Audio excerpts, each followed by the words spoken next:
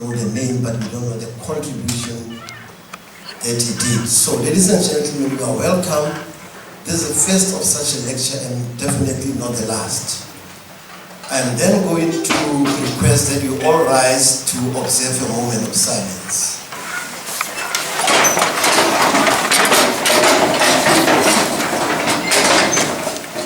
The moment of silence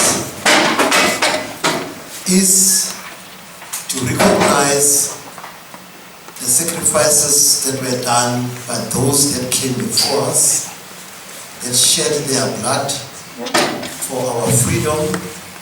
The moment of silence should also include the 5 Ekapa miners that are part of the tragedy that happened a couple of weeks ago in our beautiful city. The moment of silence should also be a reflection for all the victims of human rights abuse. May we observe a moment of silence.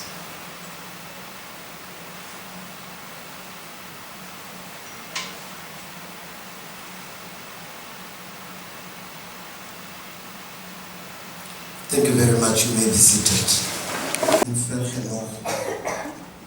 Who apparently, according to the records of the then apartheid government, he plunged to his death mysteriously.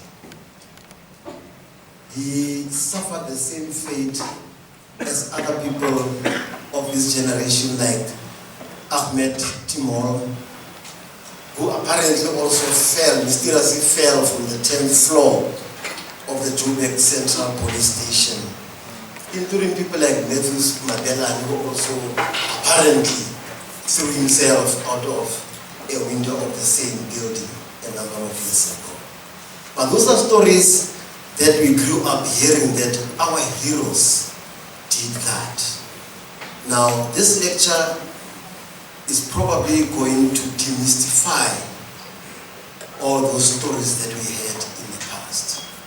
I'm now going to request a family member of the Mabija family, Ntate Tami, to come and give a message of support to this very important lecture. Can you please welcome Ntate Mabija?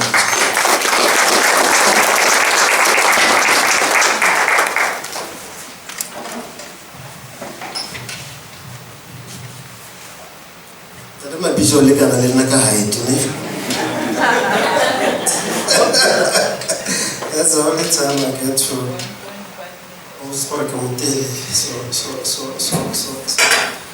but I can see the podiums were never really designed for us, program director. In fact, I was working in the campus. I've realized that most of the students are actually our size, and I'm not sure how this design was whoever came up with this design and the measurements. Friends, family, students, and the community of Alishewe, let me greet you. Good evening. Thanks. I stand before you today, not just as a citizen of a free South Africa, but as the father of a man, or the son of a man whose name has become synonymous with the struggle of dignity and justice in Kimberley and South Africa, Phakamile Harry Mabija, that's the full name. Many of those who left during his time, they used to call him Phaki, a name that literally means stand tall. To our family, the name is more than just a label. It is a mandate of moral integrity, justice, and courage. And he carried until his final breath on July the 7th of 1997. 77. Yeah, age. I think the issue of age is becoming a problem. The older you get, the younger you want to become. But look, let me first thank the Teamaning Running Club, and also just to thank the university itself for having this lecture. It's a lecture that will keep Phakamile's, Mabija's legacy alive. I must indicate, in the past we've tried to hold these lectures, and the sustainability of this is normally a problem. So if the university has it as the institution that's supposed to gather all the information and teach the kids and retain the knowledge this side, we are happy that the university has agreed to hold this lecture, because then it then will give it a bit of consistency, where after the students are finished, the probabilities that they will have listened to one or two of these lectures. The theme of the lecture, they asked us, if you worked amongst us, if you worked with us today. But to answer that, we must look at where you worked then. My father was a man of deep faith. He was then a sub-deacon and a reader at St. James and St. Paul's Anglican Church. He was a devoted teacher in Zingisa High and a scoutmaster for the Nomad Youth Group. He was, as the songs of the time described, he was young, he was gifted, and he was black. A kind soul who committed his life to inspiring young people to be their best. If you worked amongst us today, following the theme of today's lecture, you will find him in the same spaces like this one. In classrooms, in the church, in community centers, reminding us that leadership is not a title, but a commitment to serve others. In June 1997, when the people of Galeshewe rose up against the unjust bus fare increases, he did not sit idle. He was there. He mobilized the community, warning of the hardship these hikes will bring.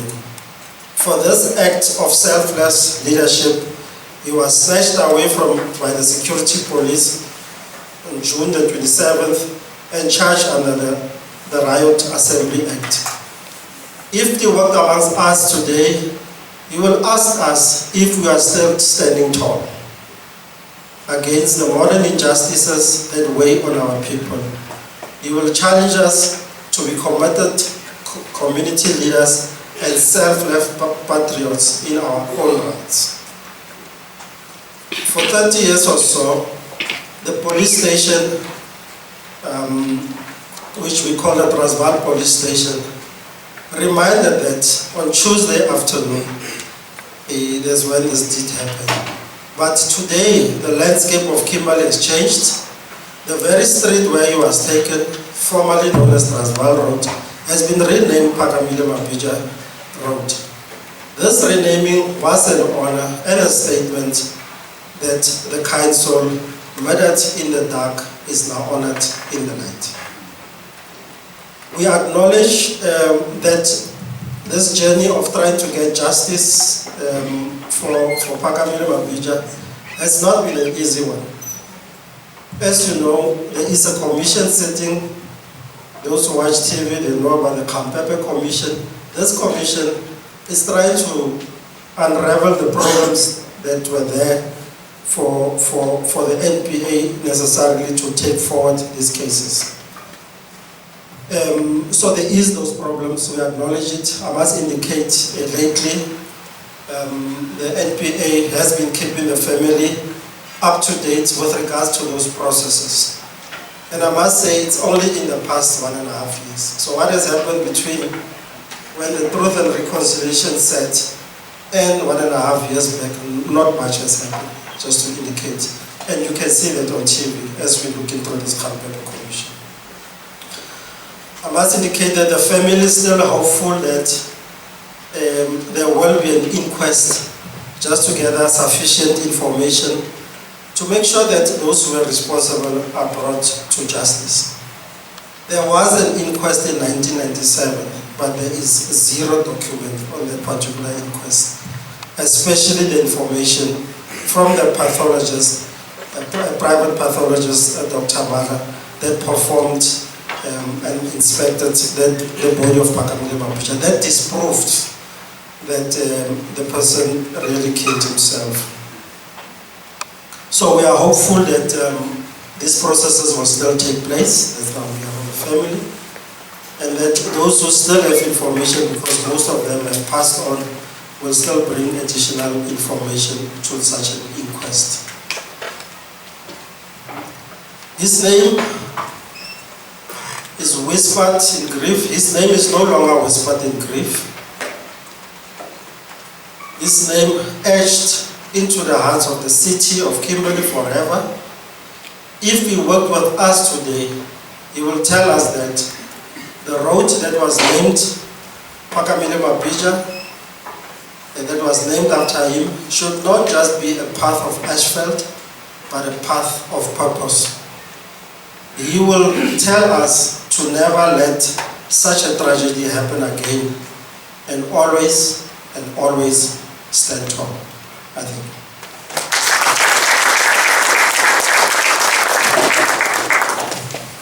Ntate Mabija, it's so unfortunate that you left the podium before. The then Robben Island, which was known as the University of Knowledge, which I still believe it is. He was incarcerated after a 2-year trial, not for being mischievous young boys in Kimberley, but for standing up for human rights of the community that they lived in.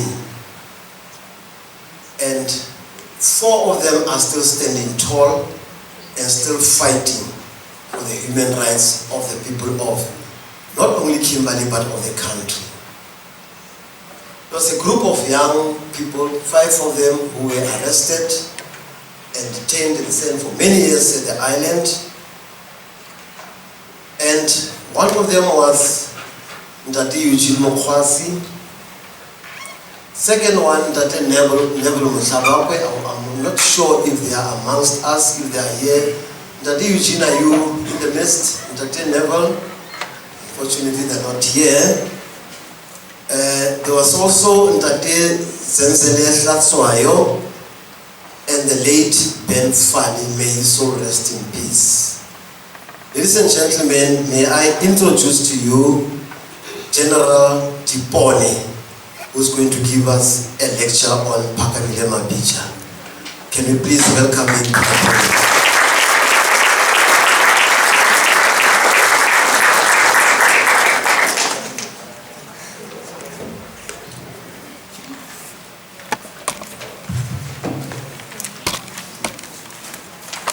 The Vice Chancellor, Professor Deborah Mayer, in absentia, members of the Mabija family, the Manning Ram Club. I once said TRC, because Comrade Phakamile Heri Mabija, or Phaki, as he was affectionately called, and as I was referring to him, and I have serious issues with the TRC, which will become clearer as we move forward. Azanian People's Organization, AZAPO, different political organizations present here, elders, parents, comrades, the youth, distinguished audience, ladies and gentlemen, and with the utmost humility, I only reserve for those that stand alongside the black, oppressed and marginalized majority, the wretched of the earth. I greet you.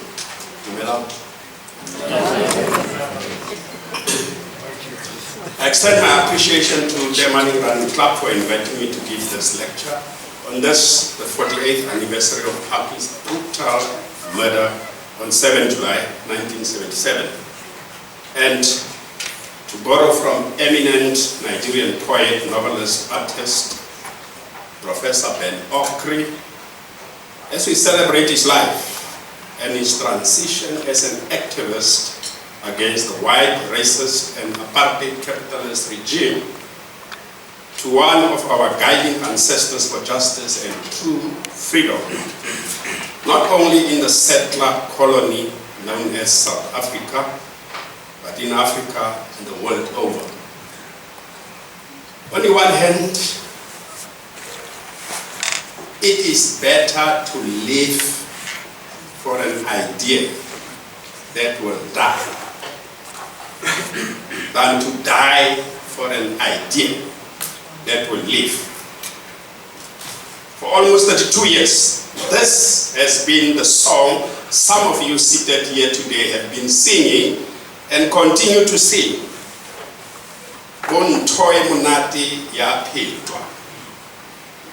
On the other hand, to most of us, it is better to die for an idea that will live than to live for an idea that will die. And that idea was and still is that consciousness. That idea is that in our lifetime or beyond it, in time, we shall be in a position to bestow on South Africa the greatest gift possible, a more human face. Preliminaries first. The first Phakamile Mabija Memorial Lecture was convened on 23 September 2011 at the Mabija Multipurpose Center, APARTHEID, Kimberley. It was hosted by the Department of Sport, Arts and Culture. The lecture, titled The Life and Times of Phakamile Mabija, How Far Have We Come?, was given by my late comrade and brother, Philip Styles Vika, someone I was in the trenches with during the 1980 student uprising in APARTHEID, and someone I was detained with during 1980 and 1981. Vika was one of the pupils of Comrade Phakamile Mabija in 1976 at Zingisa Higher Primary School in APARTHEID. At the time of this lecture, I was still residing in Bloemfontein and relocated to Kimberley in 2014. Prior to 1994, we used to convene commemoration services. And it is my well-considered view that we ought to go back to our old traditions. Memorial and public lectures are Eurocentric and in origin and nature, and I don't buy the post-1994 narrative advanced by the bourgeois democracy apologists that this can be transformed or reformed to serve the needs of the black oppressed majority. We are merely served old wine in new bottles. In my view, white has never been right. Several Phakamile Mabija Memorial Lectures have been convened ever since, and parallel to these lectures, the Money Running Club hosted their first lecture in 2021, and this lecture is their second. Last Wednesday, 4 March, I was suddenly overcome by a strong urge to visit the grave of Plaatje. As such, I requested Ubud Mabija to accompany me on Sunday, the 8th of March, because I did not know where the grave was, never having been there before in the 48 years that Plaatje has been laid to rest. I did not tell him the reason why. He agreed, and so we met the Sunday, 8 March, and he left after showing me the grave. On his departure, he said,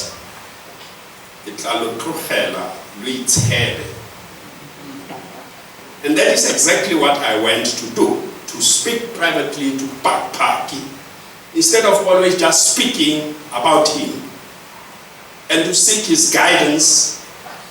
And so today, I'm the instrument through which he speaks to you. It is so then that I only started to prepare this lecture on Sunday, 8 March, after receiving the final confirmation for this event at 1939 on Thursday, 5 March, from Masculani Parasi of the Emani Running Club. And after I consulted Phakamile, Thomas Sankara, one of Africa's greatest and youngest revolutionaries, was born in 1949 in what was called Upper Volta, which he renamed to Burkina Faso, the land of incorruptible people. And so was Phakamile, who was born on 7 November 1949, the same year that the Chinese Revolution succeeded in laying the foundations for a transition to socialism. Phakamile was the third child in his family and was born to the late Utata, Leonard, and late Umama, Dora Mabija. This was a year after the Nationalist Party came to power in 1948, and what is known as Grand Apartheid was introduced. He was educated at St. Paul's Primary School, went to Buckley Road High School, which is present-day Tsirelecho High School, my former school from 1979 to 1981, and Bensonvale Training College to study teaching. On completion, he taught at Zingisa. As a very young and active teacher who ensured that his pupils were kept mentally and physically occupied throughout their school day, it was not uncommon for him to listen to and even participate in the jokes his pupils shared.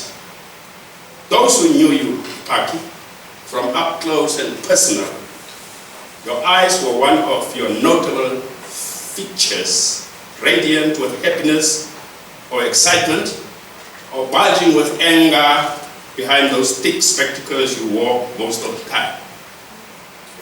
According to the influential anti-apartheid Christian monthly journal of August 1977, Pro Veritate, which was published in South Africa by the Christian Institute of Southern Africa from 1962 to 1977, and I quote, "As a member of the Anglican Church's Nomad program, a team of young people selected and trained to do full-time youth work on a diocesan level, Phakamile had undergone an intensive 3.5-month experiential training course run by the Interdenominational National Youth Leadership Training Program earlier this year. Fellow participants on this course remember Phakamile, Pax, as a forceful, strong, yet gentle person totally committed to a radical but non-violent liberation in South Africa. Those who knew Pax intimately doubted that he was the kind of person who would commit suicide." Close quote. At the end of his training, Phakamile was commissioned in St. George's Cathedral, Cape Town, which is known as the People's Cathedral, by then Archbishop Bernard. And then Bishop Philip Russell.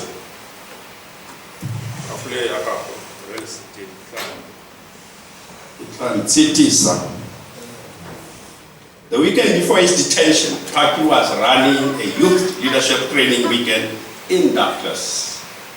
10 days later, he was murdered.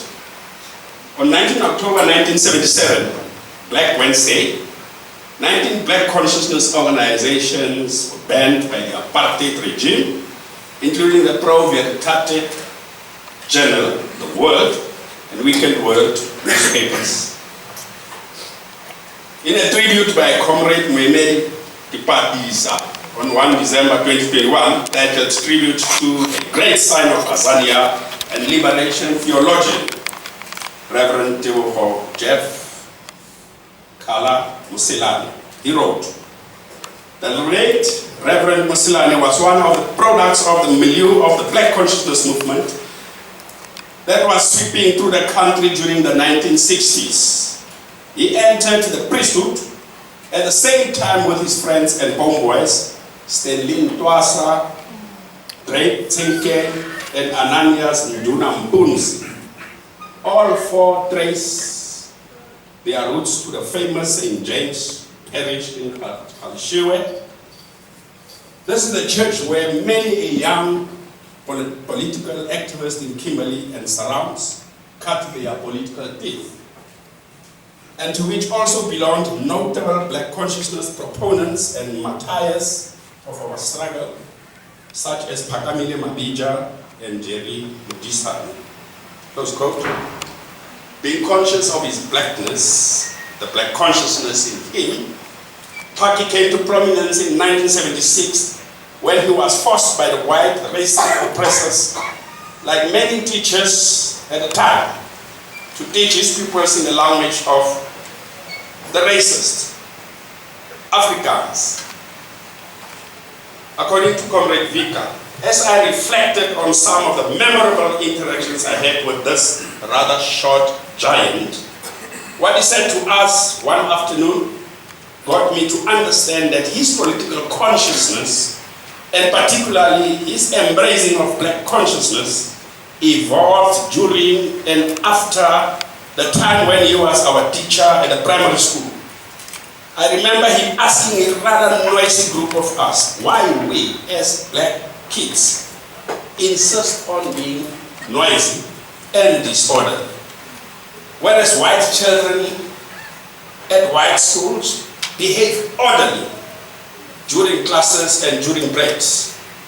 Their voices always kept low, their schools are tidy, while we do not find anything wrong with littering. To me, this is an indicator that the answers to the questions he asked crystallized as he gained a deeper understanding of the socio-political, objective, material conditions of our people. Close quote. 10 June 1977, and the bus fares in the settler colonial city called Kimberley were to be increased. Phakamile, together with Ubut Jimmy Ngaba, Ubut Teti Mkunu, and Ubut Zola Konza, among others, all residing in Miti and Suisa streets in Vergenoeg, mobilized Khakosi, Khalishiwe, and so-called colored communities to protest against such increases, as these were unaffordable to our parents, were aimed at squeezing them dry, and the very same buses were very unsafe and killing our people regularly, as they were poorly maintained or not maintained at all. Do you still remember those buses we used to call the lost squad? Those that were forever driving into the same house in Mushweshwe Road at the junction with Royal Street. The black community instantly bought into the idea, and a march one evening reverberated through Khakosi Khalishiwe to the chants of Asinamali and Azikwelo. The bus boycott was successfully executed in the whole of Kimberley, and Phakamile was subsequently arrested on 27 June 1977 and detained by the APARTHEID security branch of the South African Police Force. He was due to appear in court on 8 July 1977 on trumped up charges under the Righteous Assemblies Act, but it was never to be. He was held under Section 22 of 1966, the General Law Amendment Act, which provided for the detention of people up to 14 days for questioning. This act related to the detention of terrorists for interrogation. This is how Phakamile, many others, and I were called by the apartheid regime. And on the 7th July 1977, 48 years ago, he was thrown out of the 6th floor window of room 615 of the Transvaal Road Police Station, now known as Kimberley Police Station. by the white racists such as Captain Van Wyk, Warrant Officer Du Plessis, and the non-white Sergeant Oscar Ntsiko, among others. The same Ntsiko who is said to have drowned in the 1980s under very suspicious circumstances. These are the very same people at whose hands people like Vika, Neville, Mtlabakwe, Eugene Kwasi, Zenzele Hlatshwayo, the late Mlulami, Ben Fani, and myself were tortured during 1980 and 1981. But we were very fortunate to escape by the skin of our teeth. They then reported Phaki's death as suicide, but we all know better then and now. The definitive and spine-chilling words of its cold-blooded killers, gaan groet jou mense, want die sang vir hulle weer sien nie, will forever be etched on our collective memories.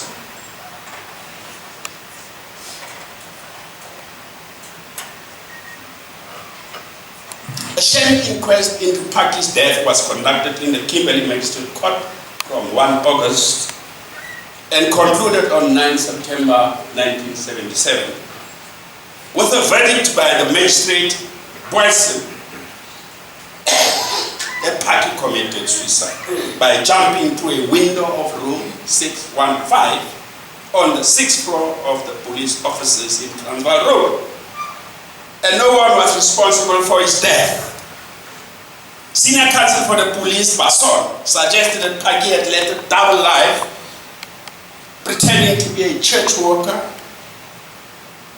and yet being engaged in subversive activities. He also said Phaki had been a member of the ANC, and that in his evidence, Colonel Du Plessis, head of the security police in the Northern Cape, had quoted a pamphlet in which people were advised to commit suicide rather than betray the organization.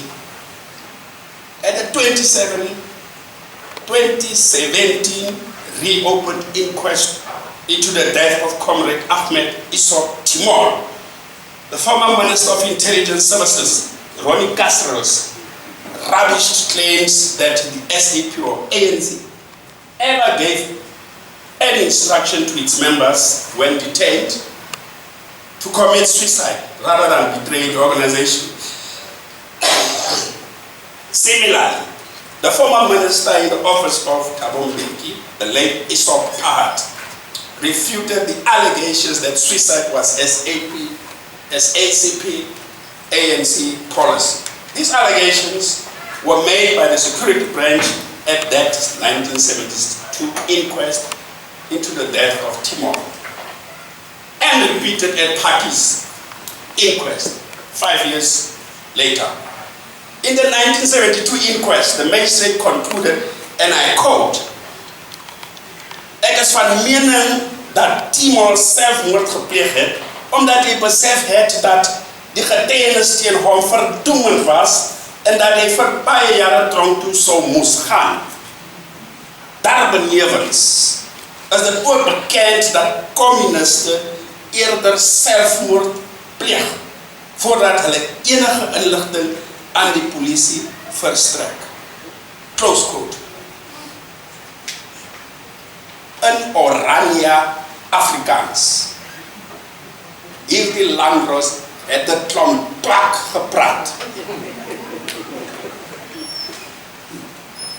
In answer to questions on his political affiliations, Du Plessis claimed that Phaki said that he had joined forces with the ANC. This was and still is absolute balderdash and the height of absurdity. No individual joins an organization or joins forces with any organization. You either join as an individual or you don't, period. You don't join forces.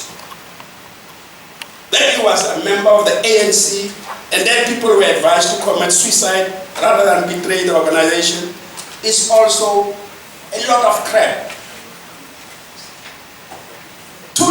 documents, both allegedly in Paki's handwriting, entitled Wake Up, and Message, were read during the inquest. In each, the following quote appeared: "The tree of liberty grows much stronger when watered with the blood of martyrs."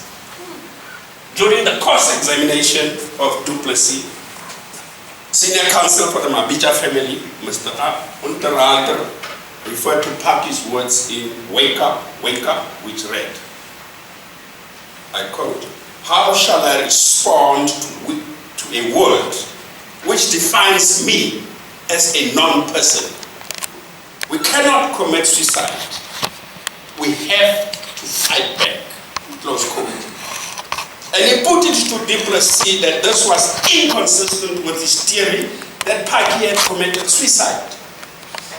Du Plessis replied that Paki's previous words, I quote, "It is better to die on your feet than live on your knees," close quotes, could indicate suicidal tendencies. Now, this is yet, or was yet, another instance of Du Plessis talking through his look-through neck. The powerful statement, "It is better to die on your feet than live on your knees," attributed to Emiliano Zapata, a Mexican revolutionary during the Mexican Revolution of 1910 to 1920, was and still is a defiant call for dignity, freedom, and resistance over submission and survival. From these writings, it becomes quite clear that Paki had no illusion that his political activism would get him killed. And he had prepared himself for that. His premonition came true on the 7th of July, 1977.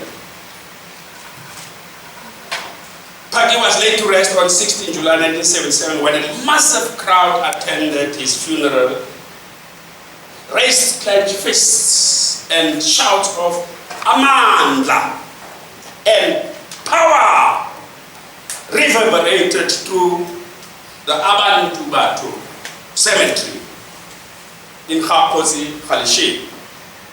Climaxing the burial, people had come from all over the country to attend the ceremony at St. James Anglican Church in Khakosi, Khalishe, and it was packed to capacity. During the 4-hour requiem service, hundreds of people stood outside the church. Speakers of all races paid tribute to Paki. The slogan, "One Azania, One Nation," appears on Paki's tombstone. To make a short left, in an article by the late comrade George Okop, a black consciousness stalwart in the Azanian Revolution, titled "Azania, Land of the Black People," he writes, "The name Azania means the land of the black people and was adopted by the Pan-Africanist Congress of Azania, PAC, and the Azanian People's Organization, AZAPO, because Azania resonates and situates the liberation of our country, South Africa, in the context of our history on our continent, Africa. The name Azania also carries with it an essentially anti-imperialist content. It is for this reason that black consciousness refers to our beloved country as Azania. It is calling upon the black people's conscience, hearts and minds to rise up, to recreate and relive the life that was created by the Azanian civilization. It calls on black people to realize their importance on this continent, see their value and to recognize their contribution they have made to the world in general, close quote.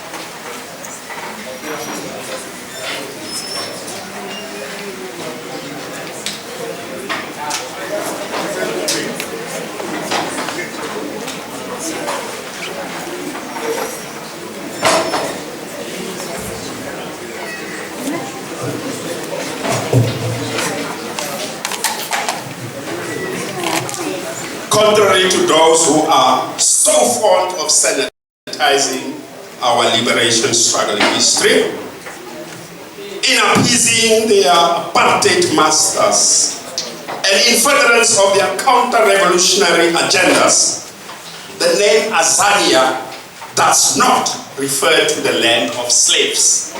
And to illustrate this,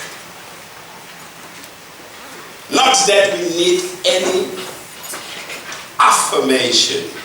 Even the late South African ambassador to France and the former Minister of Sport, Arts and Culture, Natim Tetwa, at the Damascene Convention, when he, in 2017, suggested that South Africa's name be changed to Azania, saying the name South Africa is just a geographical reference.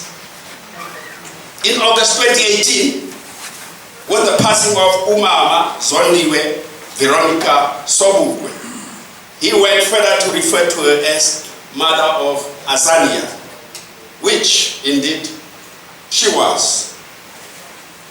Paki was a deeply religious person, an active member of the St. James Anglican Church next to the Social Center, an active youth at his church, a Scoutmaster, and a youth worker in the Anglican Nomads Educational Group, who traveled extensively to seminars and conferences on Christianity. And it was during these excursions that his political consciousness was awakened, developed, broadened, and shaped through the revolutionary teachings of Black theology, which is about redefining religion or Christianity in our terms as blacks, and not on the terms of the white racist oppressor, making it practical and relevant to our material conditions of existence without following it dogmatically, as the majority of our people are wont to do due to centuries of brainwashing by the same white racist oppressor. Steve Bantu Biko, in his book, I Like What I Write. No. This is my book. Let's start again. Steve Bantu Biko, in his book, I Write What I Like. And on the chapter titled, The Church as Seen by a Young Layman, he wrote, and I quote, "To my mind, religion can be defined as an attempt by men to relate to a supreme being or force, to which he ascribes all creation. Our particular mode at this moment is Christianity. If one takes religion as nothing else but what it is, that is, a social institution attempting to explain that which cannot be scientifically known about the origin and destiny of man, then from the beginning we can see the necessity of religion, stripped of the core of their being and estranged from each other because of their differences. The African people became a playground for colonialists. The acceptance of the colonialist tainted version of Christianity marked the turning point in the resistance of African people. Black theology, therefore, is a situational interpretation of Christianity. It seeks to relate the present-day black man to God within the given context of the black man's suffering and his attempts to get out of it. It shifts the emphasis of man's moral obligations from avoiding wrongdoing or from avoiding wronging false authorities to being committed to eradicate all cause for suffering as represented in the death of children from starvation, outbreaks of epidemics in poor areas, or the existence of thuggery and vandalism in townships. In other words, black theology shifts the emphasis from petty sins to major sins in a society, thereby ceasing to teach the people to suffer peacefully.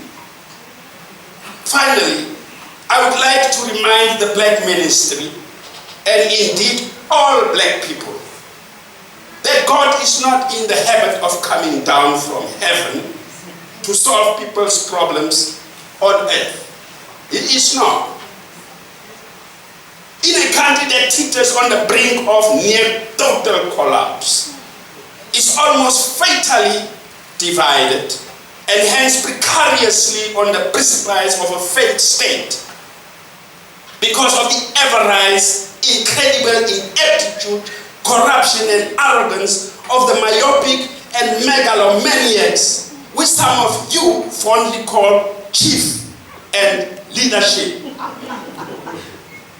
Which thievery and corruption Professor Patrick Lumumba, Kenyan public law expert and Pan-Africanist, calls theft on an industrial scale.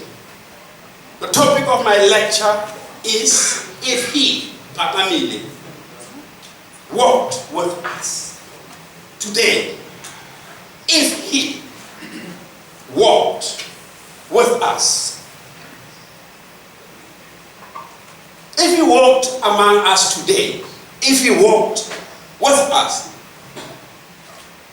would Plaatje have agreed with Azapo's stance in August 1989, as led by black consciousness stalwarts such as Comrade Tinyiko Mabasa and the late comrades Nkosi Mulala, Muntu Kamyes, and Pambili Kantlop, to boycott the talks about talks about talks about talks, the Codesa Kempton Park negotiations.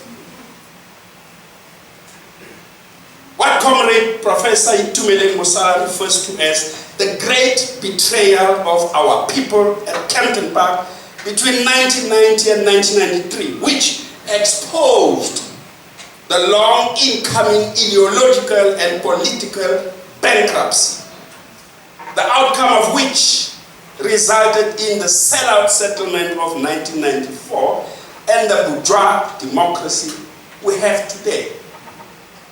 Mulala, Mieza, and Ntloko were present on Robben Island. Ntloko, together with comrades Kotso Siatlolo,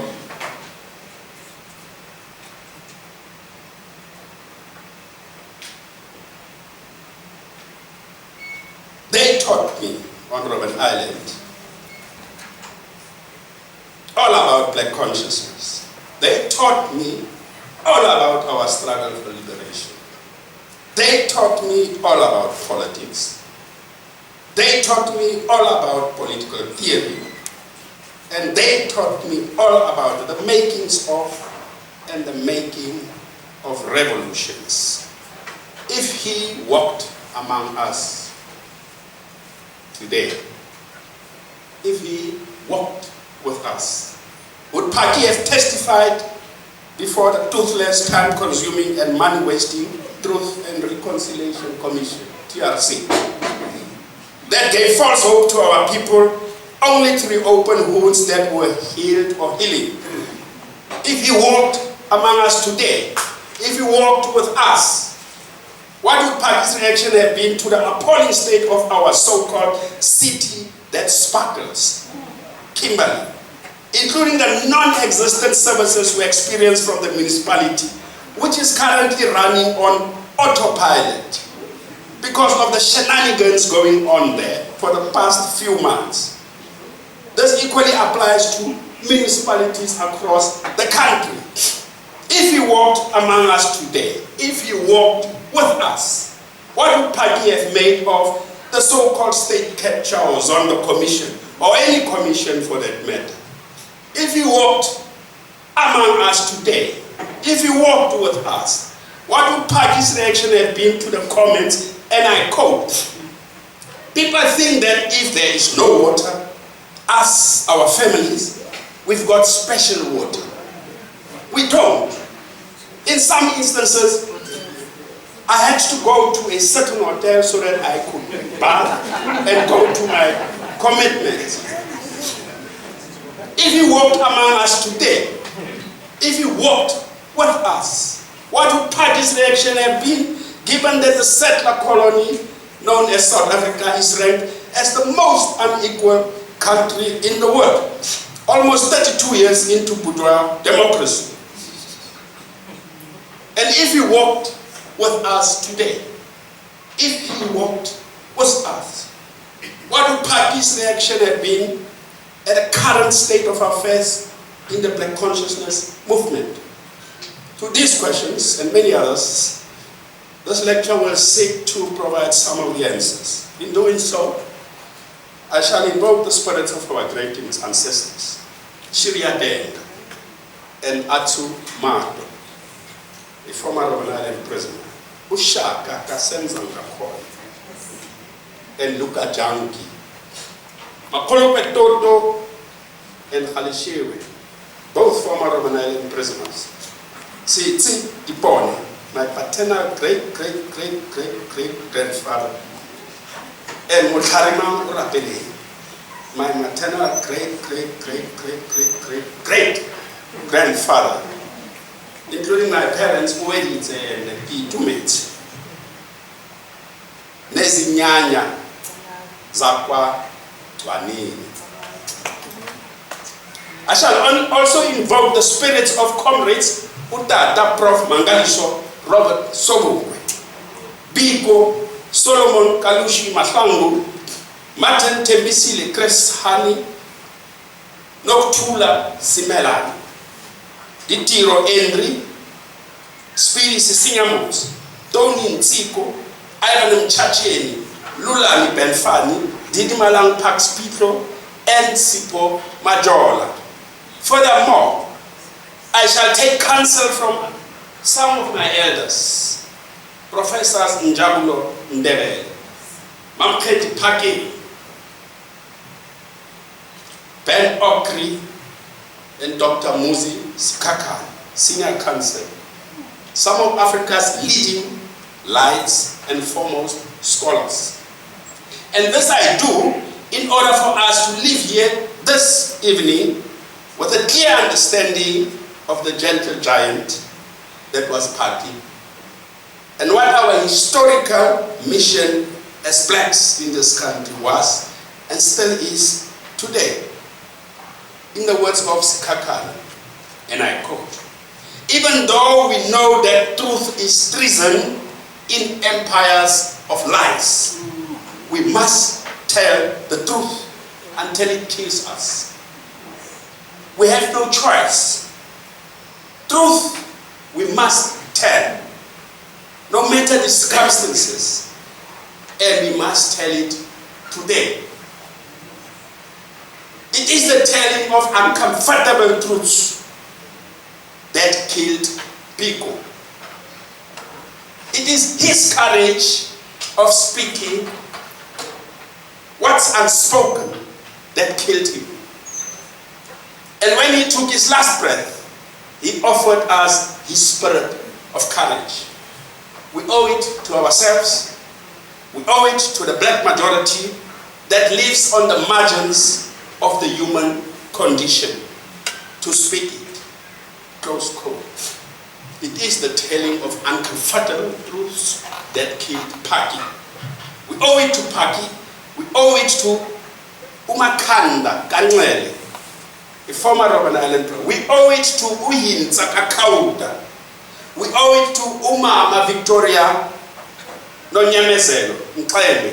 We owe it to Potasitwe Wahasbon. We owe it to Mgrineni Mambushu Noki. And we owe it to everybody who did what most of us here this evening is afraid of doing. Dying for the truth.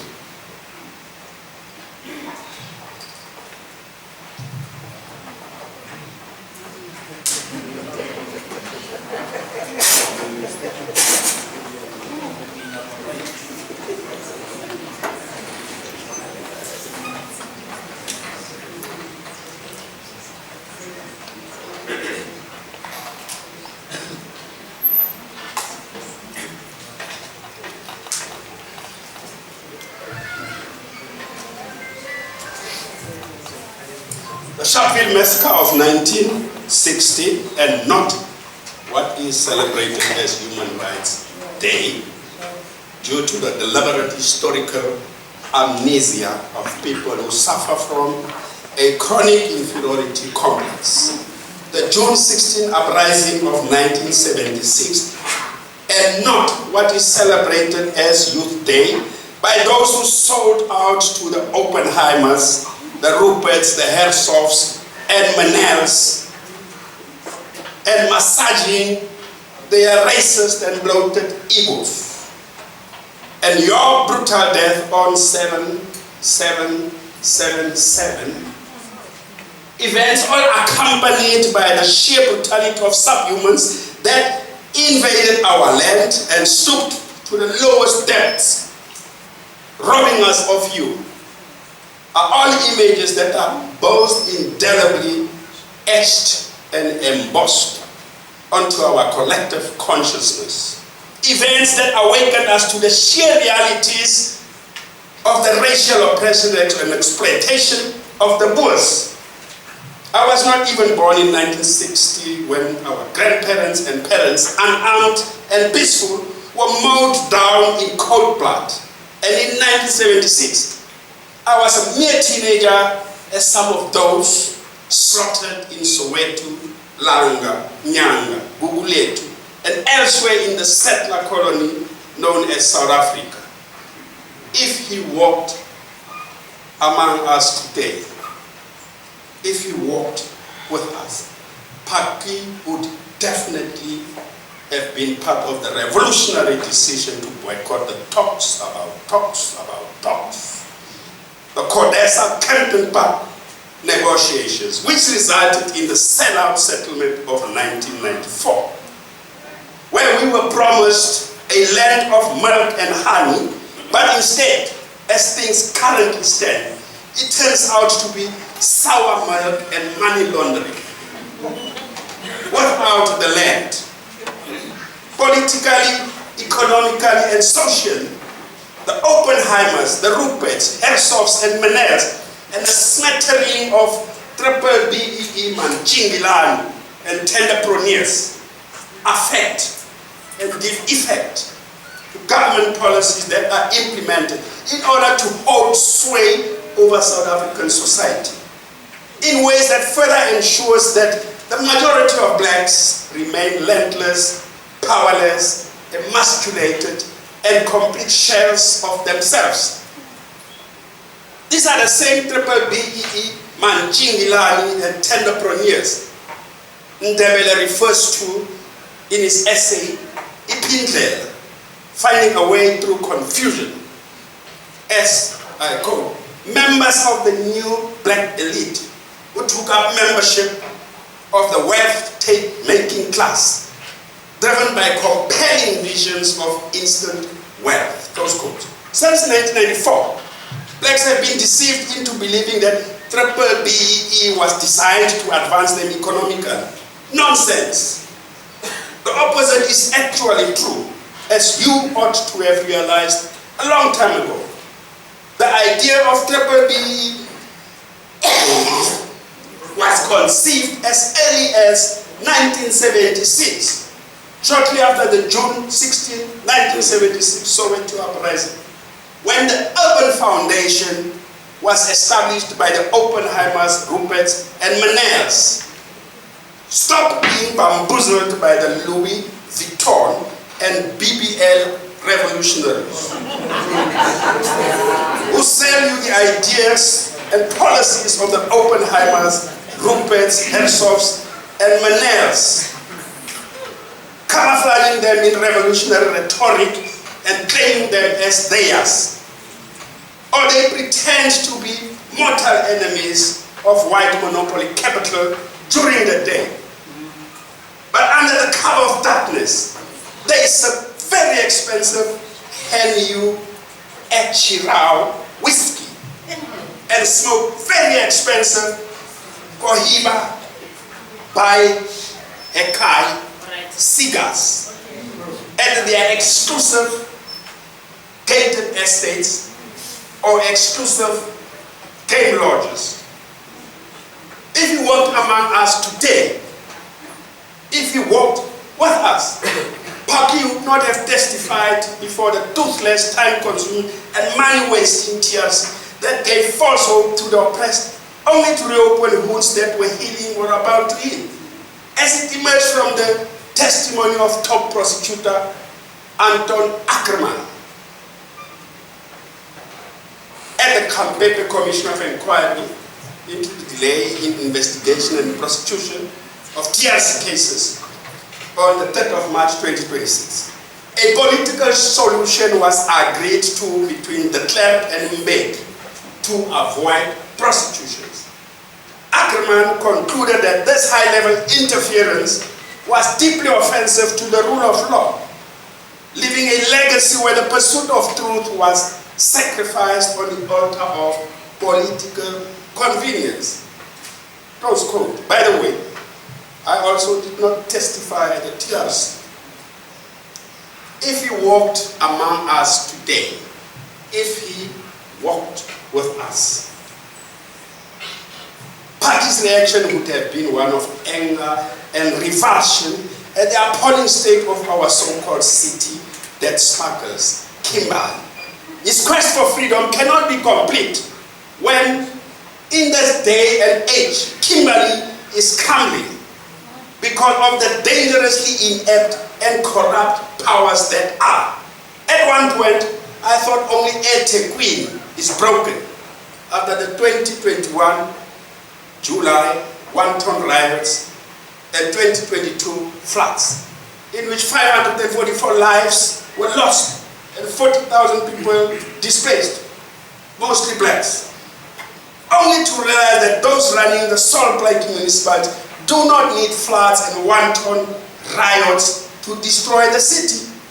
They simply do it themselves by sitting on their hands and doing everything except that for which they must earn their salaries. Just last week, after failing for the umpteenth time to form a quorum, it is reported that councillors were on their best behavior when pay increases were discussed. And in the words of one councillor, it was embarrassing. This is an understatement. In our Kasi Tsotsita, we would say, these sommer net loafer manieren.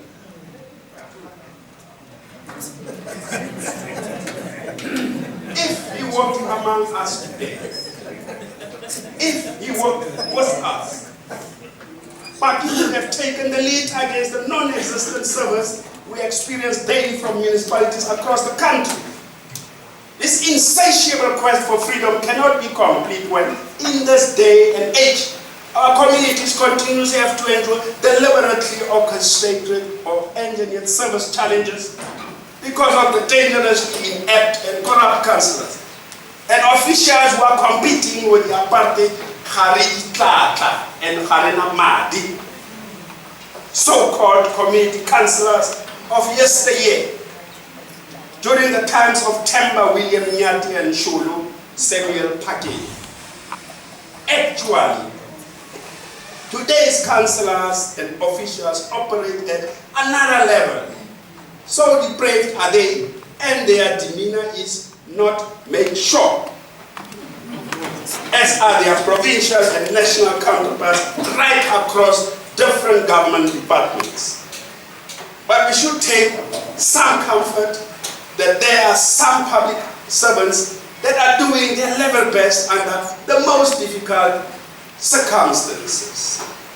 If you walked among us today, if you walked with us, Plaatje would have taken a very dim view of the so-called state capture or Zondo Commission, as it did not go to the very root of the problem, but was merely a knee-jerk reaction by a post-1994 Manchingilan to appease their apartheid masters, only targeting allegedly corrupt blacks and omitting the very whites, the true grandmasters of state capture. In this instance, I use the word blacks with great reservation, because we have blacks and then we have those that look like us, but are not of us. In any event, Plaatje would have remarked that nothing would come out of the so-called State Capture Commission in the same way as nothing came out of the TRC, Marikana, and Siriti commissions, etc. We can shout orange overalls until we are blue in the face, or white in the face, for that matter. Nothing will happen until we grow actual spines by telling truths that can get us killed. In an article by Dr. Mesrod Varian titled Oligarchic Dialectics, Power Elites in Contemporary South Africa, from Democracy in Africa, dated April 19, 2024, he contends, and I quote, "Dialectical tensions within South Africa's power elite largely drive and determine national politics. Current discourses on state capture, whereby unscrupulous entrepreneurs purchase services from political elites, are nothing new. State capture is only the latest manifestation of a phenomenon deeply rooted in South Africa's historical development. After 1994, this resulted in open-ended commitments by established white economic elites. Upon achieving oligarchic status, black newcomers with independent access to political resources have been continuously placated by white incumbents, because those incumbents wish to maintain their economic privileges. Capture is a structure, not an event." Close quote. If you walked among us today, if you walked with us, Plaatje's reaction to the comments, in some instances, I had to go to a certain hotel so that I could bathe and go to my commitments, would have been one of complete disgust, because such comments could only have been uttered by someone who suffers from foot-in-mouth disease. These comments are no different from those uttered in 1977 by the apartheid Minister of Injustice, Jimmy Kruger, in response to Biko's death in custody. "I'm not pleased, nor am I sorry. Biko's death leaves me cold." And those by then head of the presidency and ANC spokesperson Smuts Ngonya, who in 2004 said, "I did not join the struggle to be poor." If he walked among us today, if he walked with us, Plaatje's reaction that the settler colony known as South Africa is ranked as the most unequal country in the world, almost 32 years into bourgeois democracy, would have been one of absolute disgust and outrage, though he would not be surprised, given the manner how this bourgeois democracy came about. His struggle as a proponent of black consciousness was never about bourgeois democracy and the establishment and rise of a comprador bourgeoisie class. His struggle, our struggle, has always been and always will be for the return of our land, Azania.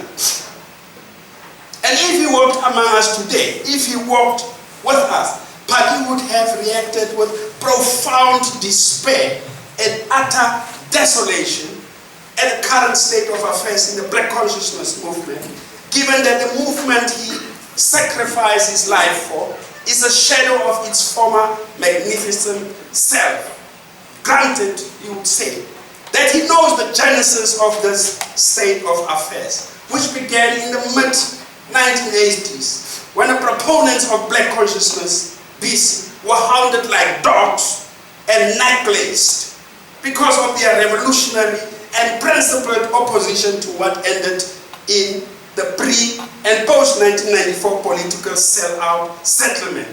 But still, he would say that we had seen worse from Maburu and never retreated.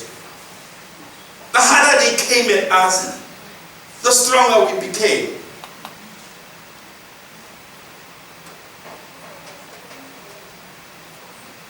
Paki would be scolding the members of BCM, telling them to wake up from their political and ideological slumber, because our people can ill afford it and are in dire need of real and authentic leaders of the Azanian revolution.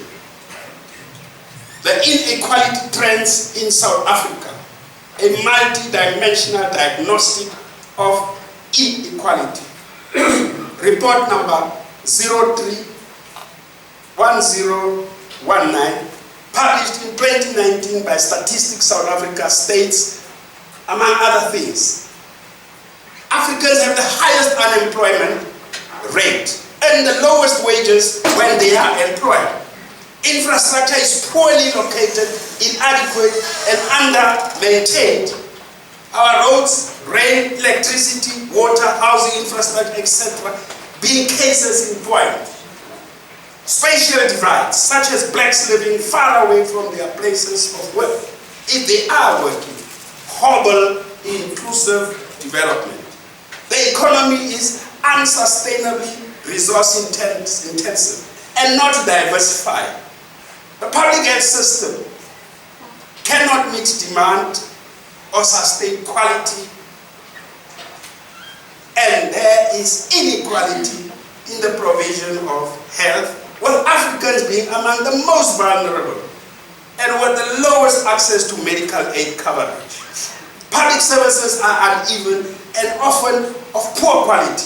Corruption levels are high, and Africans have the lowest access to electricity. That is, if there is any electricity at all.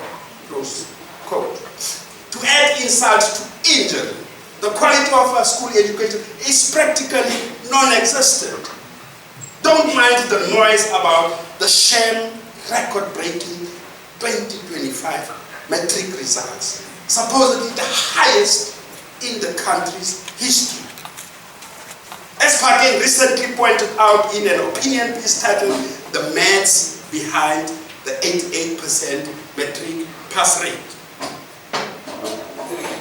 Open quotes, celebrating an 88% pass rate risks confusing administrative success with educational success.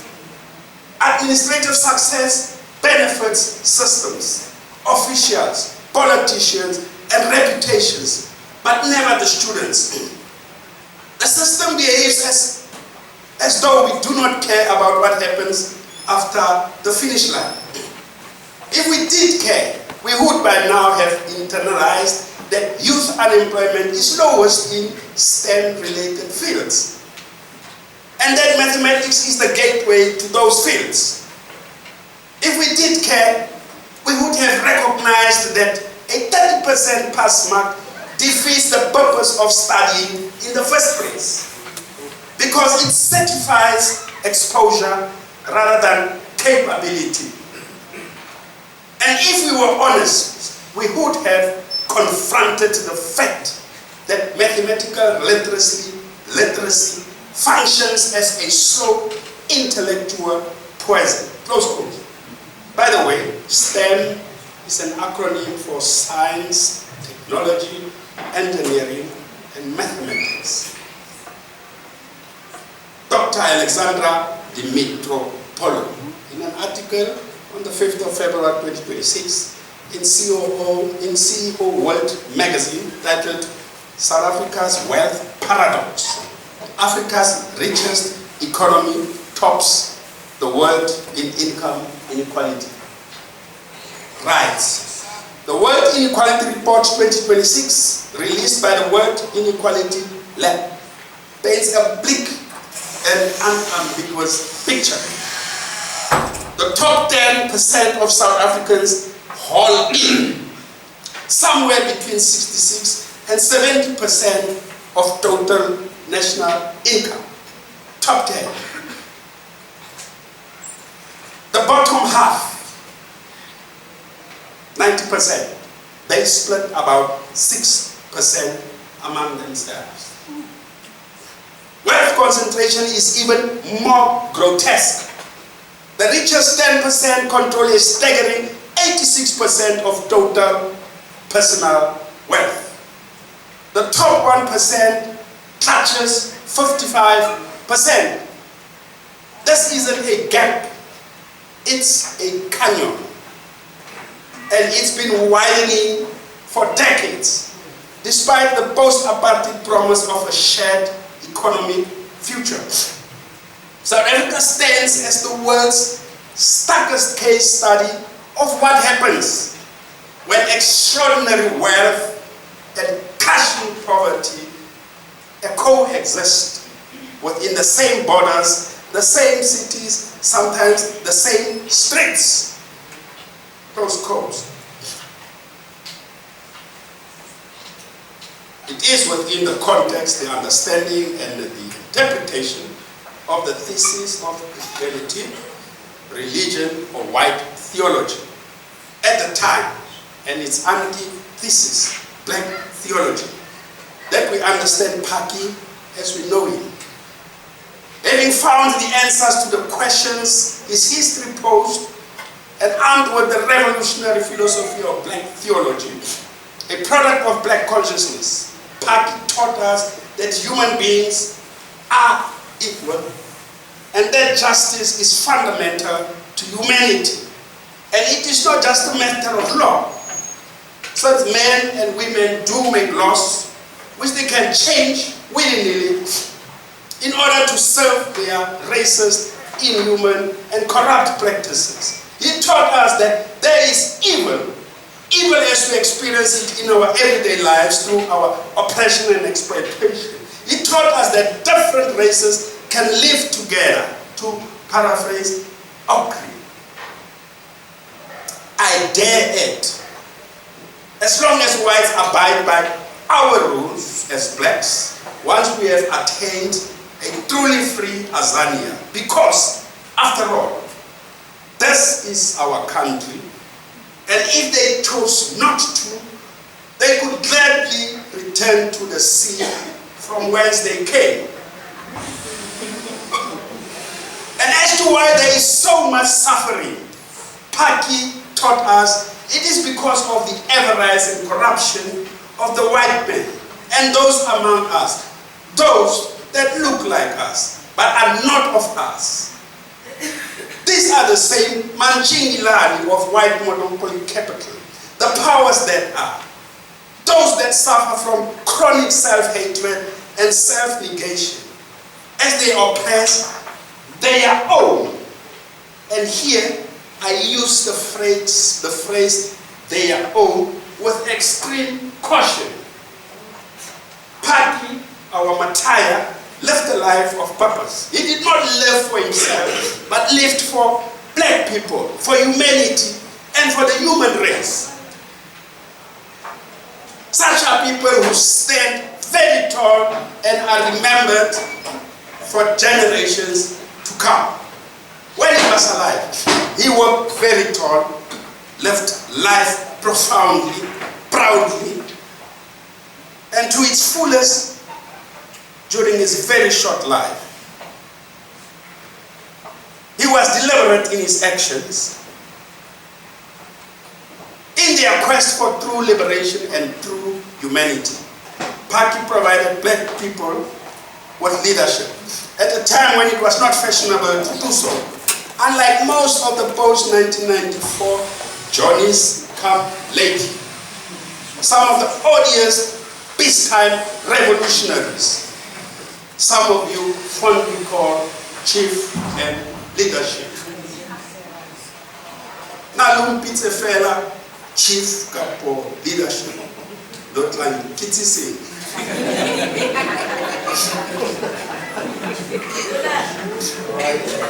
It is people who said, you are either alive and proud or you are dead. And when you are dead, you can't care anyway. And your method of death can itself be a politicizing thing. As if foreseen by Phaki, who seems to have foreseen his own death. Phaki's method of death became a politicizing thing to some of us. The Boers miscalculated when they thought that we would be cowed by their brutal forces of white settler colonialism, which were dastardly acts of cowardice. Instead, they only spurred us on to pick up Phaki's sword where it had fallen in the fight for a true and liberated Azania. As I approach my closing remarks, because of the immense contribution he made to our struggle to be fully human, Phaki unreservedly deserves our recognition and honor. The transfigured meaning of Phaki's legacy must be made available and known to the communities of Gauteng, the Northern Cape, the settler colony known as South Africa, Africa, and the world. And it is through events such as this one and our traditional commemoration services, as I have pointed out earlier, that this may be realized. Now, more than ever, it is up to us to give Phaki and the rest of our martyrs the befitting honor of completing our unfinished business for true liberation. Which true liberation was circumvented at the altar of crass materialism, triple BEE, tenderpreneurship, corruption, selling out, and the political expediency of the pre- and post-1994 brigade that looted our country almost into the ground and still continues today. The almost 32 wasted years. As black people, we cannot change our past, but we can alter the course of our present in order to navigate our future and that of generations to come. From today onwards, let us again bloom into 1,000 flowers as we did during the late 1960s to the mid-1980s, before our beloved Azania was sold for mere crumbs at the apartheid masters' dirty floor. One loaf, one family. One loaf. To paraphrase Kakani, it is Phaki who will guide us as to how we should deal with our current failed state. It is Phaki that must free our minds from fearing whiteness, the fragility of whiteness, and those who have been co-opted by it. It is Phaki and his comrades, Piko, Musilani, Sabelo, son of Man Ntwasa, Tsinke, Mpunzi, and Mudisani, who taught us what total liberation is. Phaki did not die. Phaki did not die. And we must make the obligation here tonight that we will walk with him and walk with him until we have created the necessary conditions for the collapse of the repugnant system that has prolonged our subjugation while we continued to tolerate it for almost 32 years. We should seek Paki's guidance in finding ways to remove the gatekeepers of the Oppenheimers, Ruperts, Herzogs, and Meners, and their foreign capitalist puppet masters, whose chief representative is the terminally deranged Donald Epstein Files Trump, in collaboration with a lunatic fringe called Afri-Maga, and they are fake Afrikaner refugees. Azania is not for sale. Our people are not for sale. Our dreams and aspirations are not for sale. Our children, their children's children, and their futures are not for sale. Phakamile ka Mabija, your end was only your beginning. May your undying and revolutionary soul rest in peace, rise triumphantly in black power, someday in a truly egalitarian Azania. And so, we shall continue with your struggle until Azania has been bestowed the greatest possible gift, a more human face. Or until the blood in our veins runs cold, whichever comes first. Ausanada. Tina Siswe.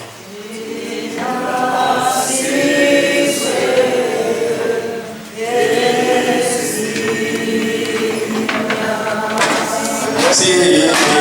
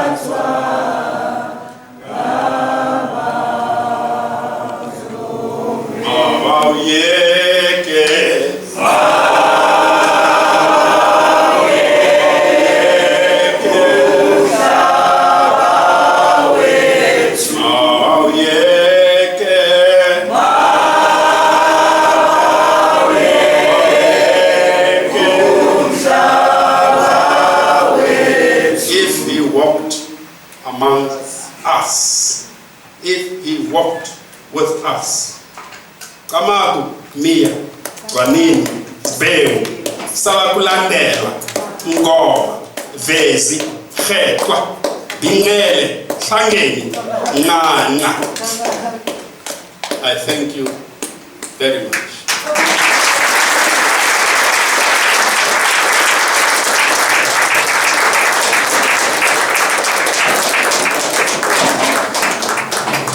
Ladies and gentlemen, I'm sure you can do better than that.